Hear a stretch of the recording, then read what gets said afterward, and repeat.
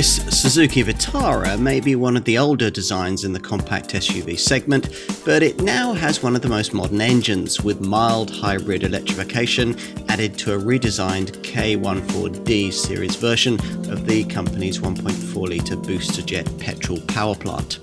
The brand has also taken the opportunity to add extra equipment and standardise a range of camera safety features.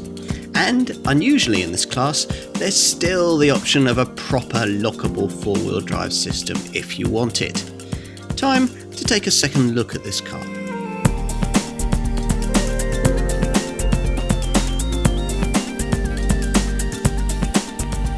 Electrification is these days so important to automotive makers that developing it takes precedence over creating new designs.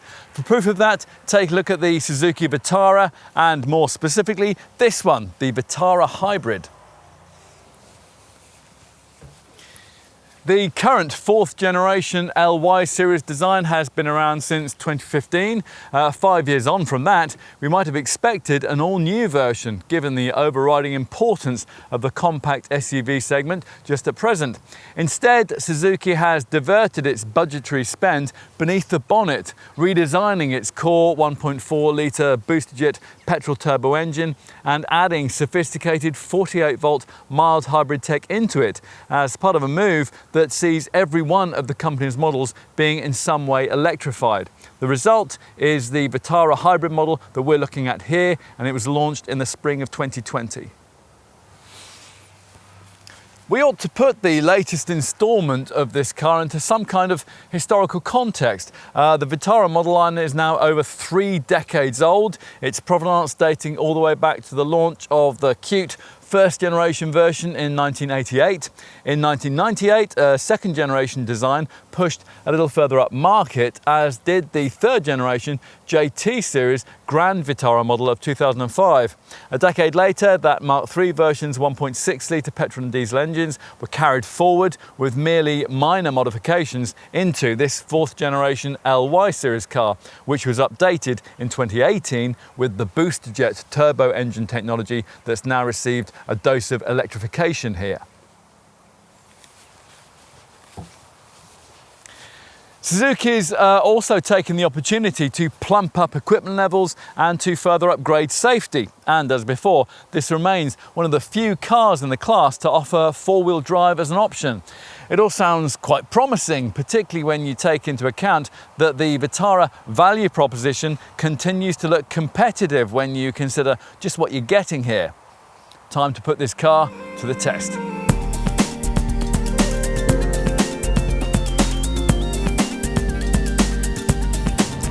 The Vitara has a slightly more athletic feel than Suzuki's other compact SUV in this segment, the S-Cross, and that hasn't been appreciably diluted by the marginal extra weight of the additional electrified tech. You may already be familiar with the way that mild hybrid engines work, but just in case not, here's a quick recap. Now basically, energy that would otherwise be lost when braking or cruising off throttle is harvested via a kinetic energy recovery system, and it's sent to a small lithium-ion battery that here has been placed beneath the front passenger seat. Now this is used to drive a belt-driven ISG unit, an integrated starter generator, and power the engine's stop-start system. Suzuki's old 12-volt mild hybrid SHVS package didn't do a lot more than that, but this improved 48-volt setup can also deliver a couple of other important benefits. The first is something quite unusual amongst current mild hybrids, and that's the ability for this Suzuki to idle and even coast on full electric power, although only below 10 miles an hour.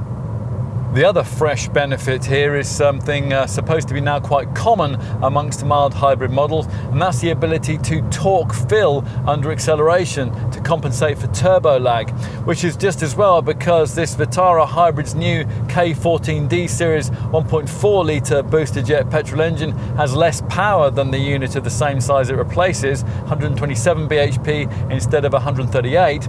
Still, if you're quick with the 6-speed manual gear shift, there's no longer an auto gearbox option.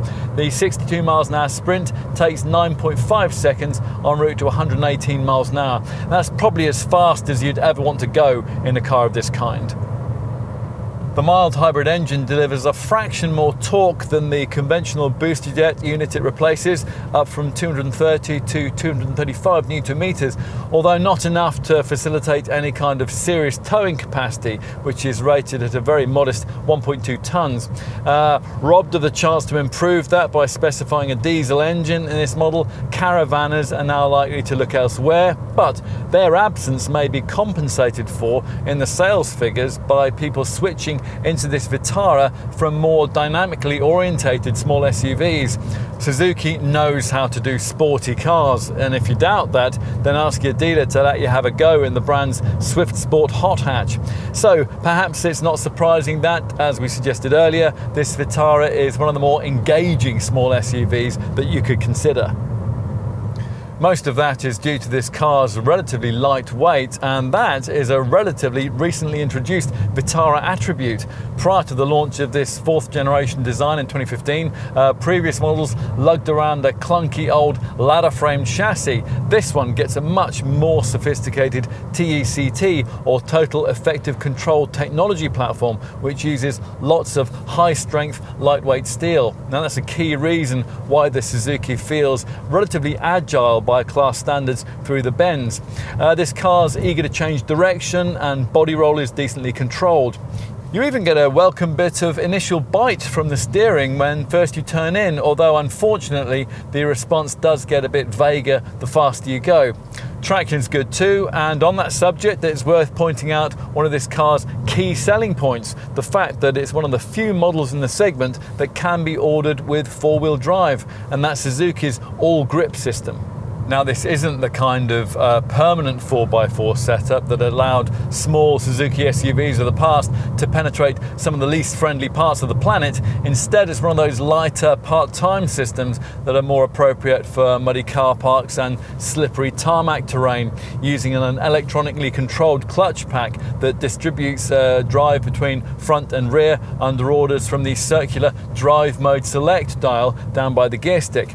As with most such systems, this one will leave you in front-wheel drive most of the time, unless a lack of traction is detected, in which case those rear wheels will be dialed in. That's what happens if you leave the whole thing in its set-and-forget auto mode. There are three other options though. Sport is meant for more spirited driving, and in this mode up to 20% of torque is diverted to the rear wheels for livelier handling. And that leaves us with the two options intended for the kind of more serious off-road use that this car will rarely see. Yes, you do get capable approach and departure angles, 18.2 and 28.2 degrees respectively, but the relatively modest ground clearance of 185 millimeters will make it difficult to get anywhere that you could realistically put those to the test. Should you manage that though, two final drive mode select settings are waiting. The main off-piste setting is to twist the rotary dial into snow. That name's a bit misleading actually, because it's a mode intended for all kinds of slippery, muddy conditions. Now here the system will stay in four-wheel drive all the time, constantly varying the power split front to rear depending on the conditions. Now that'll be ideal for the next time you have to venture out on an icy, frozen morning. And finally, there's the lock setting, and that's activated by pushing the button to the left of the drive mode select dial. Now this splits the torque equally front to rear to give you the maximum chance of extricating this car from somewhere that you probably shouldn't have ventured with it in the first place. To be honest though, venturing into the wilds isn't really the Suzuki's thing, but the fact that we can even talk about it references this Vitara's position as a model that's a touch more capable than your average small SUV. And that's something that'll deliver a bit of extra peace of mind when conditions turn treacherous. And on the subject of peace of mind, Suzuki has now engineered into this car a level of camera-driven safety equipment that's difficult to better in this segment. It's all a sign of greater technological maturity of this model these days. It'll be interesting to see whether its appeal will be electrified as a result.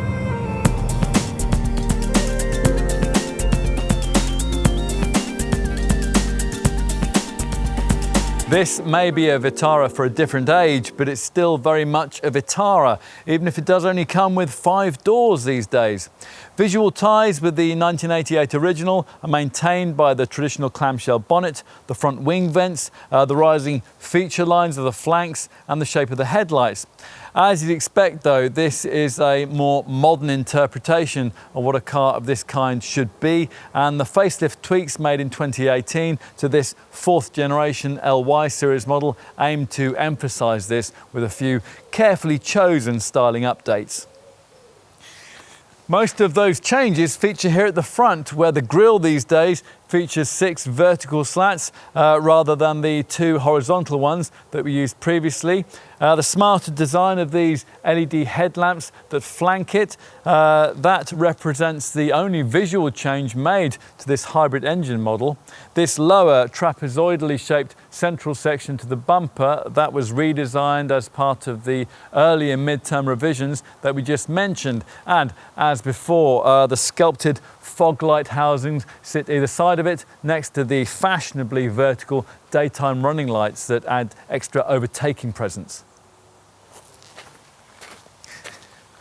From the side, little about this Mark IV model has changed since its original launch back in 2015. As before, most Vitaras will be ordered with a black pearl metallic contrast coloured roof, while the lower part of the profile continues with 2 key feature lines.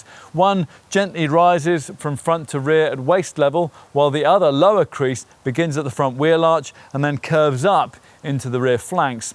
The entry-level variant that few consider gets 16-inch wheels, but otherwise this Suzuki favours 17-inch rims. They're offered either in this silver-painted form or with a smarter polished finish.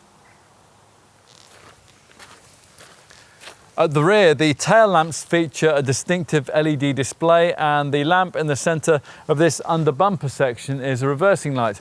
Of course, as usual, what's more important is the stuff that you can't see, namely this model's stiff and sophisticated TECT platform, and that's designed around what Suzuki calls total effective control technology. Now this uses lots of high-strength steel to make the structure very strong, but also low in weight, and that's the main reason why this Vitara weighs relatively little by class standards. Its curb weight hasn't been too significantly affected by the installation of that hybrid tech either.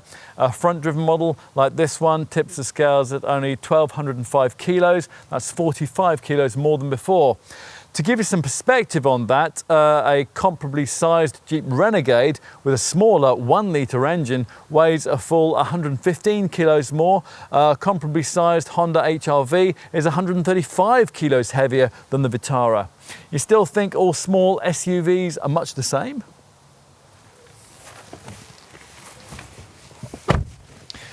Time to take a seat up front. Now in this sector of the market, manufacturers tend either to produce a properly premium feeling cabin, like that in say an Audi Q2 or a VW T-Cross, or they disguise the hard lower grade plastics necessary to achieve an affordable asking price with a kind of clever eye-catching design that you find in say a Nissan Juke or Renault Captur. Now here, Suzuki has tried a combination between these two approaches, which some might like, but which for others will smack of being neither one thing nor the other. To try to improve the interior ambience, Suzuki upgraded the seat upholstery fabric across the lineup as part of the 2018 facelift and gave the upper part of the dashboard a smarter soft touch finish. And at least on this mid-range SZT model anyway, there are clear signs of aesthetic effort. The polished grey fascia panel, the white seat stitching, the prominent round vents and the polished piano black finishing around the centre stack.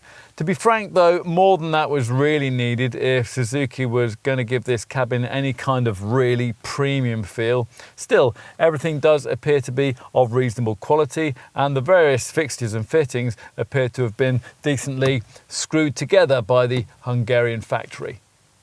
As for the kind of trendiness that buyers of small SUVs tend to want, well, that's not particularly evident with the mainstream spec levels, but your dealer will assure you that you can add it in. The trim around the gear stick, the rings around the air vents, even the steering wheel and the gear knob, they can all feature a piano black finish, or if you're feeling really brave, all those areas can be trimmed in either orange, turquoise, white or red.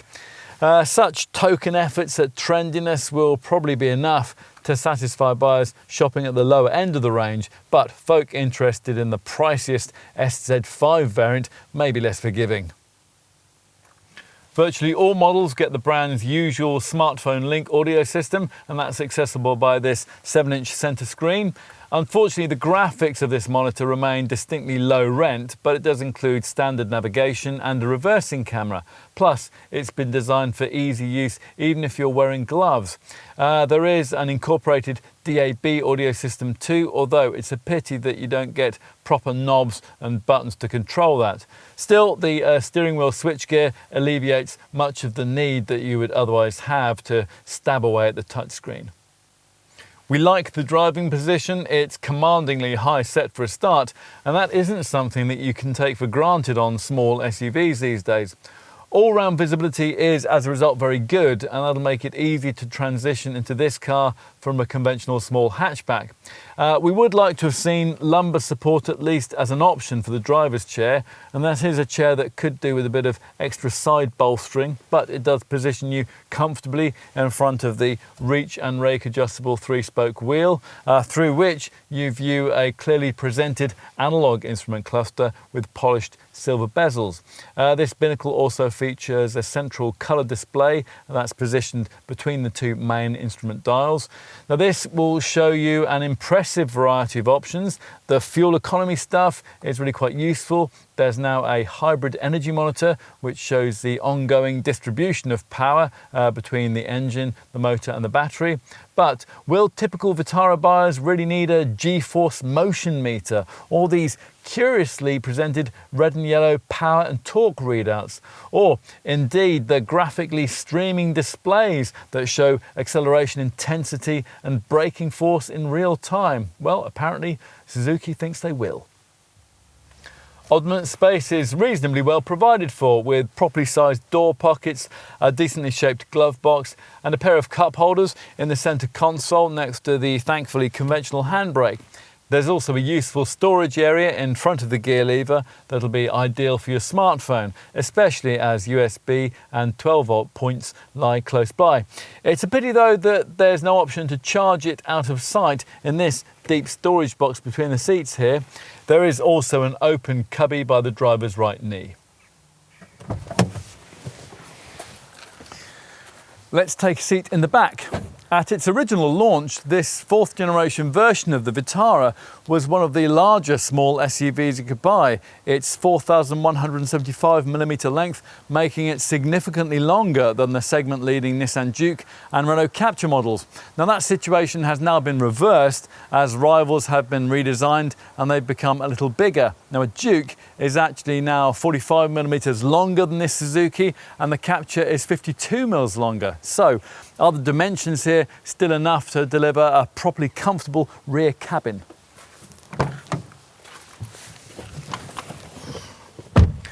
Well, you certainly couldn't call this rear seat spacious, but there is a bit more legroom than you might expect from a compact crossover. Unfortunately, there's no opportunity to further improve things by either sliding or reclining this bench, but few contenders in this segment are for that kind of option anyway. Headroom is fine, providing you haven't chosen the top SZ5 variant, which gets a panoramic glass roof and one of the largest it's possible to have in this class of car, and that does rob the ceiling of a few vital millimetres. It does at least fill what tends to be quite a dark area with welcome light. Apart from deep bottle holders in the doors, there's not much in terms of storage or connectivity provided for rear seat folk. There's no central armrest here, and rather meanly, Suzuki only provides a seat back pocket on the left-hand side.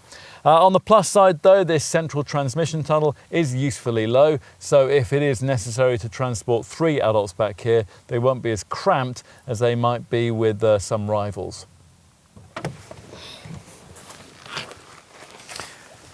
We'll finish with a look at the boot. One of the advantages of choosing a car with mild hybrid technology rather than a full hybrid or a plug-in hybrid is that boot space won't be compromised by the underfloor rear placement of a hefty battery. Now, that's certainly not the case here. Lift the rear hatch and the class competitive 375 litre capacity that the previous non-electrified version of this car could offer has been preserved intact. If you need more, your dealer will direct you instead towards the brand's alternative S-Cross hybrid, and now that offers a 430 litre capacity. Most will be well satisfied by what's on offer here though. The loading area can be quite wide too if you take out the borders to these corner compartments. Now Suzuki hasn't forgotten to include a 12-volt socket, that's here on the right, and there is also a bag hook on the left. And there are tie-down points too, but unfortunately only 2 of them. Standard across the range is this handy adjustable height boot floor, and there's more space beneath the cargo area base too, but only because Suzuki declines to offer any kind of spare wheel, and that's something that we always disapprove of in any car purporting to be any kind of SUV. If you need more room, then pushing forward, the 60/40 split rear bench frees up 710 litres of space, and the floor can be completely flat if you position the adjustable boot floor in its upper position.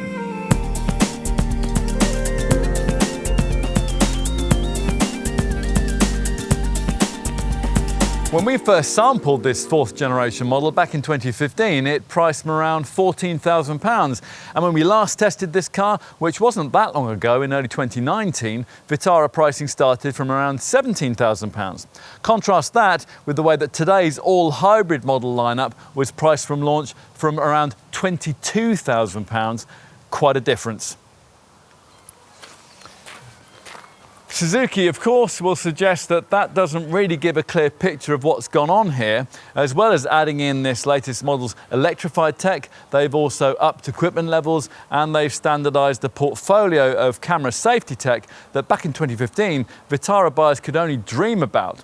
And the brand also points out that they no longer offer stripped out entry-level variants, and also that pricing for the plushest versions in the range has hardly risen at all.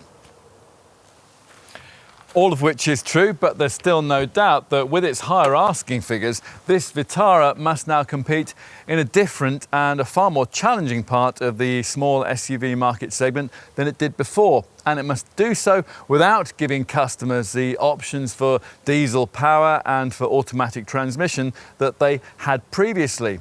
Only this 129 PS, 1.4 litre booster jet mild hybrid petrol engine is now offered, mated to a 6-speed manual gearbox and available across 3 trim levels. SZ4, this mid-range SZT model, for which you'll need around £23,000, and top spec SZ5. There is though still the chance to specify 4-wheel drive, which is unusual in this class, and that's Suzuki's on-demand all-grip system, although only if you stretch to an SZ5 variant, which offers it for an extra £1,800. Mind you, from launch, that took the asking price of this car to nearly £28,000. Enough on range structure, let's look at how the Vitara fits into the Suzuki SUV model range. Now you'd expect it to be pricier than the brand's entry-level compact SUV, the Ignis, which is priced from around £14,000. That is, after all, a slightly smaller model. Using the same logic, you would also expect a Vitara to be a little cheaper than its fractionally larger S-Cross hybrid showroom stablemate. Well, yes and no. An entry-level SZ4 trimmed S-Cross is actually £1,000 cheaper than an equivalent Vitara, but the SZT and SZ5 S-Cross variants are £1,000 more than their Vitara counterparts. Figure that out if you can. On to the value proposition offered by Vitara pricing in the small SUV segment. Now, as usual, for proper comparisons, you need to be comparing apples with apples by looking at B-segment super mini-based SUVs rather than the C-segment family hatchback-based crossovers, which Suzuki more accurately targets with that slightly larger S-Cross model that we just mentioned. So in other words, if it makes more sense, you need to be comparing a Vitara against cars in the Ford Puma segment rather than the Ford Kuga class. Having mentioned the Puma, let's start our comparisons there, because that Ford probably offers the most comparable package to what Suzuki has presented us with here, thanks to the fact that the Blue Oval brand is also championing mild hybrid engine technology. Now, it's surely no coincidence that this Vitara has been almost identically priced against its Ford counterpart. Of course, if you don't care much about electrification, there are lots of other B-segment SUV alternatives, most of which are cheaper in the kind of entry-level form in which you'll generally get a less powerful engine than this Vitara hybrid provides. Nissan's Juke, for example, now that can only be had with a 1-litre, 117 PS unit. It's a similar story with other sector contenders like Hyundai's Kona, Kia's Stonic, Vauxhall's Crossland X, Citroen's C3 Aircross, Seat's Arona, Volkswagen's T-Cross, Mitsubishi's ASX and Fiat's 500X. In all these cases, there is a cheaper upfront asking price at the base of the range, but there's less power too, and there's no kind of hybrid tech. And of course, bargain basement models in this class like SsangYong's Tivoli and Dacia's Duster, well, they'll cost a lot less than a Vitara, but inevitably you'll get a lot less technology too. If you are prepared to match apples more with apples, then Suzuki's pricing makes more sense. A comparable Renault Captur 1.3 TCE manual iconic model is priced within a few £100s of a base spec Vitara hybrid, and a comparable Honda HR-V will cost around about the same. A comparable Peugeot 2008 PureTech 130 or a base spec Jeep Renegade or a Mazda CX-30, they'll actually cost you quite a lot more than this Suzuki. If, having considered all that, you conclude it is a Vitara hybrid that you really want, then you're going to need to know just how generous this Japanese brand has been when it comes to that standard specification. Well, let's see. Even the most affordable SZ4 variant gets alloy wheels of at least 16 inches in size, silver roof rails, front fog lamps, climate-controlled air conditioning with a pollen filter, cruise control with a speed limiter, electric mirrors, an alarm immobilizer, front and rear electric windows, and a decent quality 4-speaker CD stereo with Bluetooth, a USB input, and steering wheel controls. In fact, the only really key item that's missing is a proper spare wheel, although that does at least free up some extra space below the useful adjustable height boot floor. Another £1,000 over SZ4 spec will upgrade your Vitara to the mid-range SZT trim you have here and get you smarter 17-inch silver-painted alloy wheels, rear privacy glass, white stitched-up upholstery, and a rear parking camera that displays on a 7-inch colour infotainment touchscreen via which you can access satellite navigation and a smartphone link audio system with a DAB tuner. At the top of the range, the plushest SZ5 trim level gets the real niceties, things like LED projector headlights, suede seat fabric, keyless entry, auto headlamps and wipers, power folding mirrors, front and rear parking sensors, a couple of tweeters for the audio system, and a polished finish for the 17-inch alloy wheels. There's also a huge panoramic sunroof that can fill the cabin with light, and some key camera-driven electronic safety features that we'll cover off in just a minute. On to options and personalisation. If you're a typical buyer and you've avoided entry-level trim, you'll probably like the idea of combining your chosen paint colour with a contrasting black pearl metallic roof. There are various optional 17-inch alloy wheel designs too, and you might also want to consider one of Suzuki's exterior personalisation packs.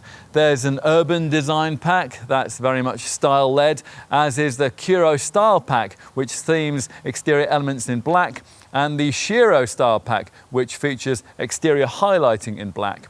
Or you could go for a rugged design pack, which makes the car look a touch more purposeful with embellishments like body side mouldings and a rear skid plate. You can add chrome trimming to the door handles, the front bumper corners and around the tail lamps. There's a front grille trim set, an optional rear upper spoiler, and you can add silver skid plates to the front and to the rear. A side body moulding set is optional, and you can add garnishing at the base of the front A-pillars.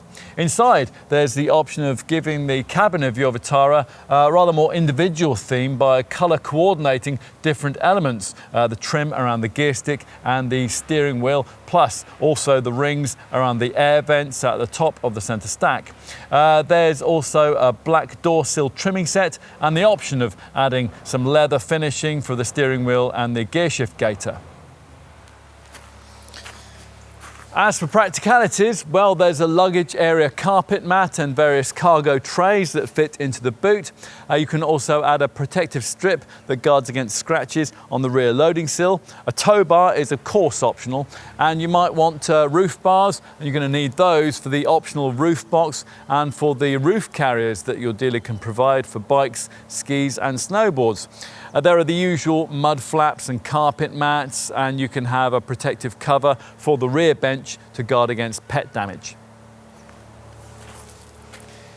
Finally, a word about something that shouldn't cost extra or need to be personalised: basic standards of safety. Now, Suzuki agrees, hence a major change in strategy with this Vitara hybrid, and namely that's the standardisation of Suzuki's suite of high-tech camera safety features. They were previously available only if you stretched right up to the priciest variants at the very top of the range.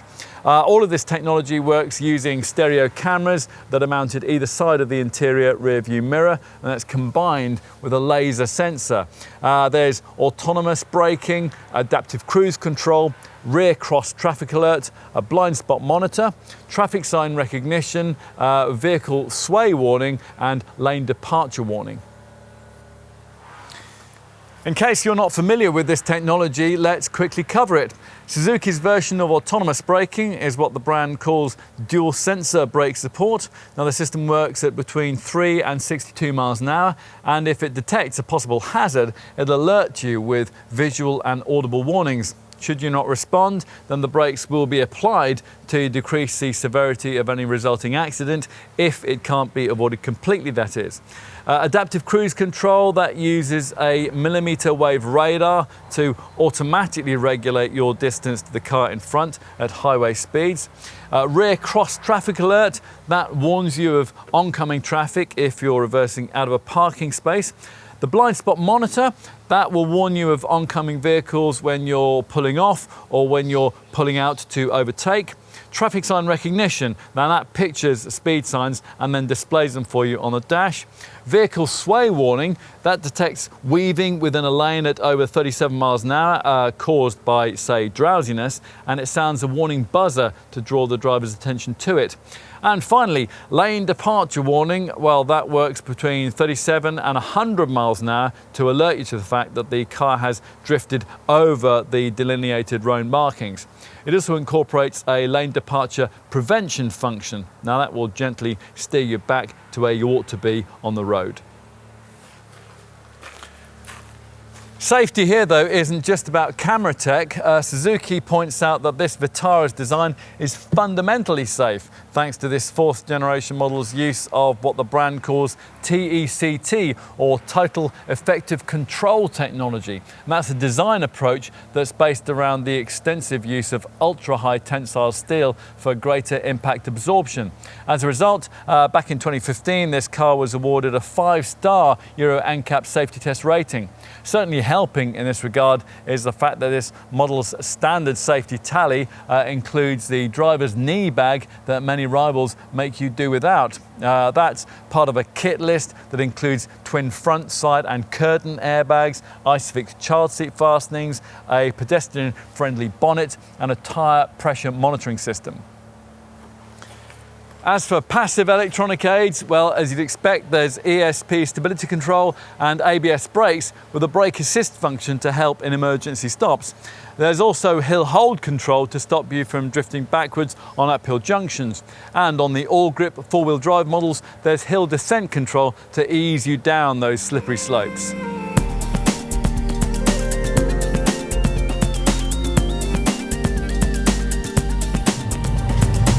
Suzuki reckons that the 48-volt mild hybrid tech has delivered improvements in fuel economy and emissions of up to 20%, although because of the switch from NEDC to WLTP cycle readings, it's rather difficult to verify that claim with any real accuracy. The WLTP figures show a front-driven version of this model managing 49.7 mpg on the combined cycle and 128 grams per kilometre of CO2 emissions, which, by the way, almost exactly replicates what you get from a rival mild hybrid Ford Puma 1-litre EcoBoost MHEV. If you want this Vitara in top all-grip four-wheel drive form, it'll deliver 45.4 mpg and 140 grams per kilometre. As we said elsewhere in this film, it helps that this remains one of the lightest cars in the crossover class. The front-driven variant tips the scales at 1,205 kilos, and even the all-grip variant weighs in at only 1,275. It's also crucial that the booster jet power plant on which the brand has based its mild hybrid system was already pretty sophisticated. It uses a clever small displacement, high-torque turbocharger and a variable fuel pressure control system, which more accurately optimizes fuel injection to suit the way that you're driving. You can monitor your car's ongoing frugality via a graphical consumption readout that can be selected from the Instrument Binnacle's advanced multi-information display screen, and this shows the fuel efficiency achieved over the last 15 minutes. You can also select an idle stop time readout, and that will tell you how long the standard stop-start system has been in operation for. It also tells you the total idle stop fuel save that has been generated, although we're not really quite sure why you'd ever want to know that. What else? Well, an owner would be paying £165 of VED for the first year of ownership, £205 for the all-grip, and £140 of VED from year 2 on. What about maintenance? Well, once your Vitara has been registered for 3 years, it'll become eligible for Suzuki's fixed price service package, and that will enable you to get servicing carried out for a single fixed price that will include parts, labour and VAT too. There are around 180 Suzuki dealers in the UK, and they're noted for excellent customer service. You can also even out the cost of regular maintenance with a service payment plan, and that covers you for anything between 1 and 3 garage visits. Now that could be important because this Vitara needs relatively frequent garage visits every 12 months or 12,500 miles. On to insurance, here you're looking at Group 19A for the base hybrid model. The top SZ5 variant, that's rated at Group 20A. As for residual values, well, they're forecasted to be acceptable by general class standards, provided you don't get too individualistic and personal with optioning up your car. The SZ5 variant, for example, will still, according to experts, be worth 43% of its original value after 3 years and 60,000 miles when you come to sell it. Like every Suzuki model, this one comes with a 3-year, 60,000 mile warranty. The brand maybe wants to think about extending that to match rivals in the class who are offering 4, 5 and even 7-year plans. There is also a year's breakdown cover, and that extends across the whole of Europe, and it includes roadside recovery. Now you can extend that yourself at extra cost via arrangement with your dealer. A 12-year anti-rust guarantee comes with the car too.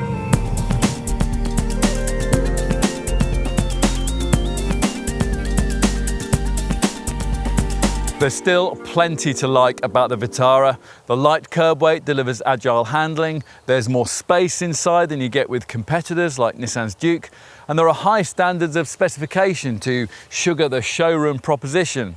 If you regularly drive on potentially treacherous roads, it'll also matter that this Suzuki is one of the few SUVs in the class that can be ordered with four-wheel drive.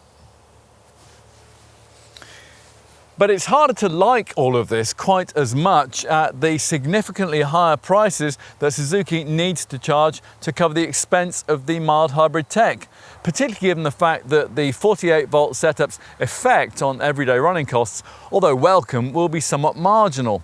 An outstanding tally of safety equipment is at least some compensation.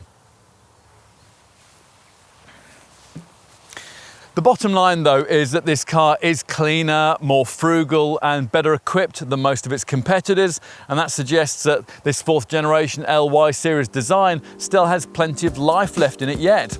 As we reach the 50th anniversary of the Suzuki 4x4, what we have here is much more of a Vitara for the modern world, and a car that in this form is now just a little more than just a fashion statement.